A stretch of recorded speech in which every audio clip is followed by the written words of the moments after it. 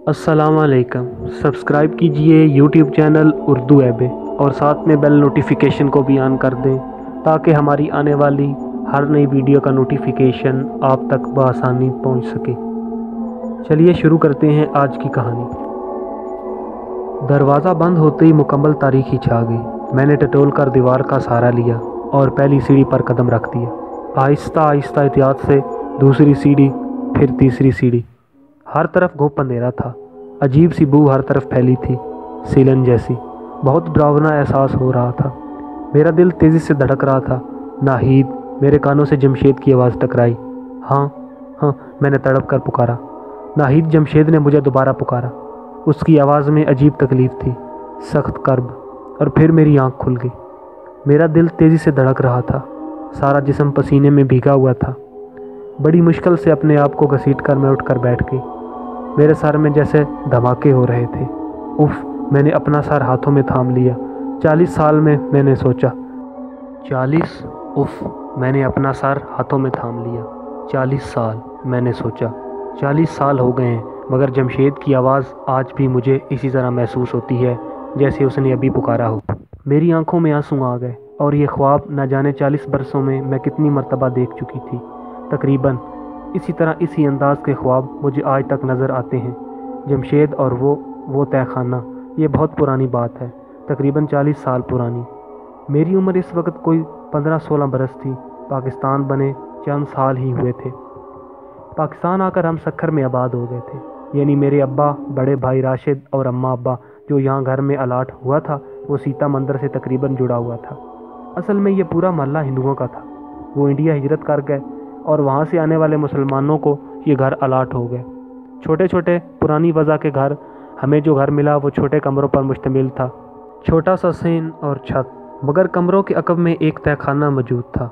न जाने वो किस मकसद के तहत बनवाया गया था, क्योंकि चंद सीढ़ियाँ उतरने के बाद उसकी बाकी सीढ़ियाँ मुकम्मल तौर पर पानी से डूबी हुई थी। इस वजह से उसमें कोई सामान वगैरह तो बिल्कुल नहीं रखा जा सकता था।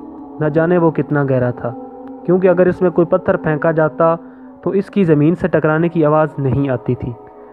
महल्ले के लोग जो महीनों और बरसों से यहाँ रह रहे थे, और इनमें इस तहखाने के मुतल्लिक़ पुरस्रार और बड़ी अजीब कहानियाँ मशहूर थी। कुछ का कुछ कहना था। बाज़ कहते कि इस तहखाने से एक सुरंग सीता मंदिर के अंदर तक जाती है, ऐन सीता देवी की मूर्ति के नीचे, क्योंकि मंदिर के अंदर सीता देवी की मूर्ति वाला कमरा मुस्तकिल बंद रहता था। उसका ताला सिर्फ बड़े पुजारियों की ज़ेरे निगरानी इनके ख़ास दिनों पर ही खुलता था। मुस्तकिल पानी खड़ा रहने से तहखाने में एक अजीब सी बू पैदा हो गई थी। इस घर में शिफ्ट होते ही अब्बा ने तहखाने की कुंडी अच्छी तरह बंद कर दी थी और मुझे और राशिद भाई को सख्ती से हिदायत कर दी थी कि राशिद भाई मुझसे उम्र में चंद बरस बड़े थे। शरारतों से उनका दूर भी वास्ता नहीं था, मगर लड़की होने के बावजूद मैं बहुत शरारती थी और अक्सर अपनी सहेलियों के साथ तहखाने की कुंडी खोल देती। हम इस अंदर जाते, मुख्तलिफ तबसरे करते और इसके बारे में सुनी और सच्ची मन घड़त बातें करते। इस घर में आने के 2 साल के बाद हमारी अम्मा का इंतकाल हो गया। वो कुछ अरसे से बीमार थीं। इनके इंतकाल के बाद हमारे रिश्ते की फूफी हमीदा हमारे साथ रहने लगी। इनके ज़्यादा रिश्तेदार इंडिया में ही रह गए थे। वो बहुत बूढ़ी थीं, मगर जैसे तैसे घर का काम कर लिया करती, क्योंकि मैं इस वक्त बहुत छोटी थी और खाना वगैरह भी नहीं बना सकती थी। इनके यहाँ आने से अब्बा भी बेफिक्र हो गए और इनको भी सर छुपाने का ठिकाना मिल गया। वक़्त आगे बढ़ने लगा।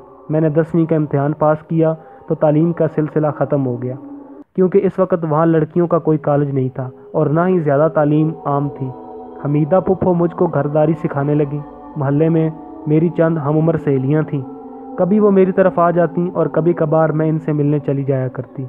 पुराना ज़माना था, न टीवी था, न फिल्म, और ना ही बाज़ारों के चक्कर लगते थे।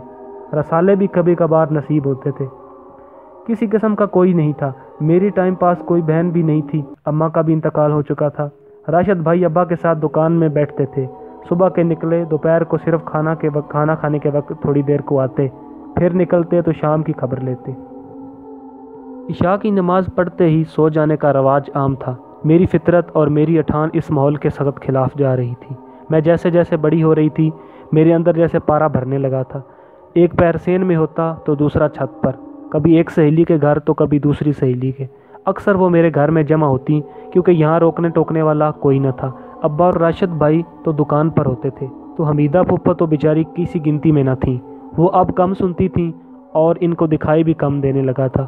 ہم سہیلیاں آپس میں خوب مزے کرتی، کہانیاں سناتی۔ اس وقت کے حساب سے جو چند میک اپ کی چیزیں میسر تھیں، ان سے میک اپ کیے جاتے، ریڈیو پر گانے لگتے، الٹے سیدھے ڈانس کے نام پر ہاتھ پیر مارتے جاتے۔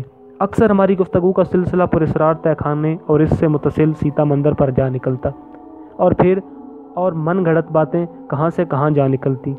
میں اپنی سہیلیوں میں سب سے خوبصورت تھی، بلکہ سہیلیوں میں کیا، میں تو شاید اس وقت شہر میں ہی سب سے زیادہ حسین تھی۔ جو مجھے دیکھتا بس دیکھتا ہی جاتا۔ میں حد سے زیادہ نڈر بھی تھی۔ شام کو تو کیا، مجھے رات میں بھی کبھی ڈر نہیں لگتا۔ آرام سے اندھیری گلیوں میں سے گزرتی، اپنی سہیلیوں کے گھر چلی جاتی۔ ماں تو نہیں کہ برے بھلے کی تمیز بتاتی۔ ایسے ہی نہ جانے کیسے کس طرح جمشید سے دوستی ہو گئی۔ جمشید میری گلی میں ہی رہتا تھا، وہ راشد بھائی کا دوست، یا نہ جانے اس نے میری وجہ سے دوستی کی تھی۔ وہ اکثر ان سے ملنے آ جاتا تو ہم ایک دوسرے کو دیکھ لیتے، پھر ان کی غیر موجودگی میں آنے لگا۔ رفتہ رفتہ یہ کچی دوستی پیار میں بدل گئی۔ ہم دونوں کو ایک دوسرے کے بغیر چین نہ آتا۔ میں نے جمشید کے متعلق کسی کو بھی نہیں بتایا تھا، یہاں تک کہ اپنی سہیلیوں تک کو نہیں، کیونکہ اس وقت یہ پیار اور دوستی جو آج کل بالکل عام ہے، سخت برا سمجھا جاتا تھا۔ مجھے اندازہ تھا کہ میری سہیلیاں مجھے ان باتوں سے منع کریں گی یا پھر مجھ سے ملنا ہی ترک کر دیں گی، اس لیے ہم چھپ چھپ کر ملتے تھے، اور ملاقاتوں کے لیے میرے گھر تو آئیڈیل تھا۔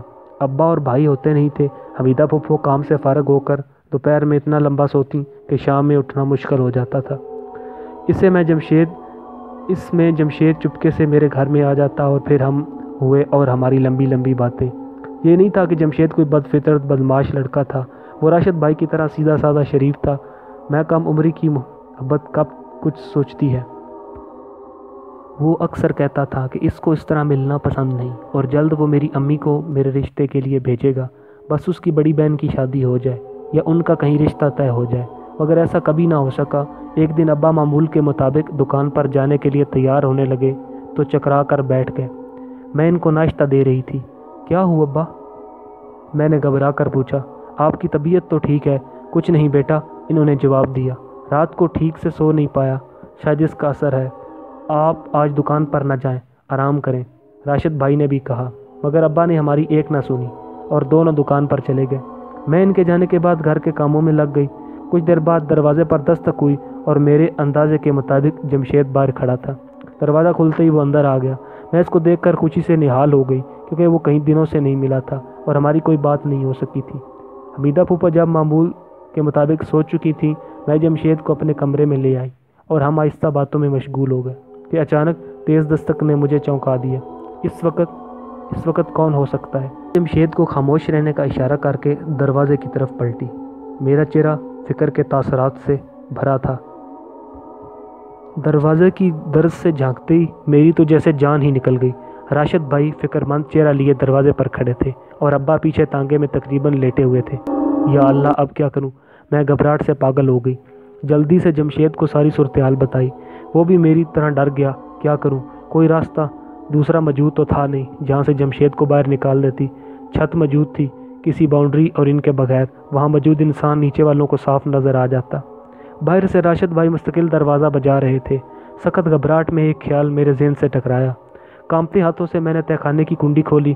دیکھو بس جمشید، بس تھوڑی دیر، جیسے ہی ماحول سازگار ہوگا میں تمہیں نکال لوں گی۔ میں اپنی جلدی میں تھی کہ میں نے جمشید کے تاثرات تک نہیں دیکھے، بس اندر دھکیل کر باہر سے کنڈی لگا دی۔ وہ میں غسل خانے میں تھی۔ راشد بھائی کے پوچھنے پر میں نے بتایا۔ ابا کو کیا ہوا ہے؟ پتہ نہیں، دکان پر اچانک گر گئے، انہوں نے بتایا۔ وہ اور تانگے والا ابا کو اٹھا کر اندر لے آئے اور بستر پر لٹا دیا۔ میں حکیم صاحب کو لے کر آتا ہوں۔ وہ باہر نکل گئے۔ شکر ہے میں تیزی سے اندر کی طرف مڑی تھی کہ دروازے سے گلی کے دو حضرات اندر آ گئے۔ ابا کے پاس کمرے میں بیٹھ گئے۔ اف، میری سانس رک گئی۔ اب تو جمشید کو جلدی نکالنا ناممکن تھا۔ وہ سارا دن گزر گیا۔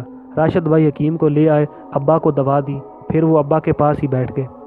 حمیدہ پھوپھا بھی اٹھ گئی۔ پورے گھر میں چہل پہل تھی۔ در حقیقت میرے سینے میں سانس گھٹ رہی تھی۔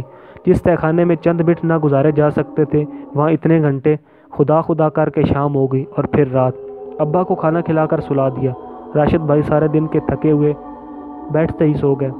میں نے تھوڑی دیر انتظار کیا اور پھر چپکے سے اپنے کمرے سے نکل آئی۔ میرے ہاتھ میں موم بتی تھی۔ اس زمانے میں پورے گھر میں چند ہی بلب ہوتے تھے۔ तह खाने में तो दिन में रोशनी न होती थी, इस वक्त तो तह खाने का क्या आलम होगा। इन खौफनाक ख्यालों में घिरी मैं आहिस्ता आहिस्ता तह खाने की तरफ बढ़ रही थी। बेचारा खौफ के मारे बेहोश ना हो गया हो, मैंने सोचा। आहिस्ता से मैंने तह खाने की जंग आलूद कुंडी खोली। जमशेद, जमशेद, जल्दी आओ बाहर, मैंने आवाज़ दी, मगर मेरी आवाज़ तह खाने की दीवारों से टकरा कर वापस आ गई। जमशेद, मैंने ज़रा तेज़ लहजे में पुकारा। मैंने आगे बढ़कर मोमबत्ती की रोशनी में नीचे झांका। 1, 2, 3 और फिर नीचे तक सारी सीढ़ियाँ खाली पड़ी थी। जमशेद, मेरी आवाज़ कांपने लगी। मैं हिम्मत करके सीढ़ियाँ उतरने लगी और पहली मरतबा रात के इस वक्त अकेली आखिरी सीढ़ी तक चली गई। मेरे पाँव पानी से टकरा गए। वहाँ कोई ना था, तहखाना बिल्कुल खाली था। कैसे, कहाँ? मेरा दिमाग फटने लगा। मैंने अपने हाथ से कुंडी लगाई थी और फिर खोली भी थी। और फिर जमशेद, मैं वहीं बैठकर रोने लगी। तुम कहाँ हो जमशेद?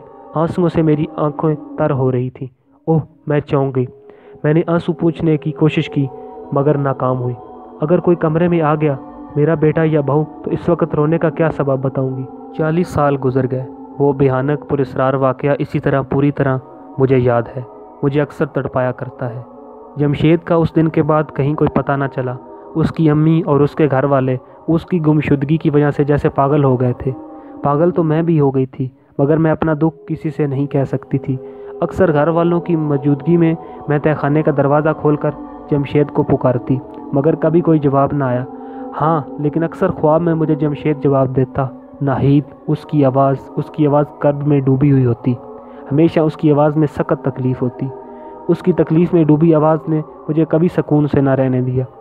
मेरी इस वाक़े के चंद साल बाद शादी हो गई। खुदा ने मुझे औलाद की नेमत से भी नवाजा। शोर भी बहुत अच्छे मिले, मगर एक शदीद कसक ने मुझे तमाम उम्र चैन न लेने दिया। अब्बा के इंतकाल के चंद सालों बाद राशिद भाई ने अच्छे इलाके में दूसरा घर ले लिया और इसमें शिफ्ट हो गए। मैं शादी के बाद दूसरे शहर आ गई। फिर कभी इस घर और इस मनहूस तहखाने को देखने का इत्तफाक ना हुआ, मगर नज़र तो मुझे वो अक्सर आता है बेनींद में। इसी तरह इतना ही बल्कि इससे कहीं ज़्यादा पुरस्कार। तहखाने की एक शदीद गलती की ये सज़ा न जाने कब ख़त्म होगी।